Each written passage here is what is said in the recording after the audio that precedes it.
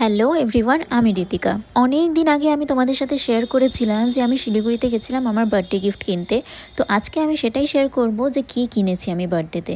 আমি চলে গেছিলাম ক্যারাট লেনে। এর আগেও আমি এখান থেকে পারচেস করেছি, তাই এবারও ভাবলাম এখান থেকেই পারচেস করা যাক। আমি ভেবেছিলাম বার্থডেতে এবার নিজেকে গোল্ডের ইয়াররিংস গিফট করব। তো আমরা ঢুকে পড়লাম ভেতরে। আমি অনলাইনে কয়েকটা কালেকশন দেখেই এসেছি।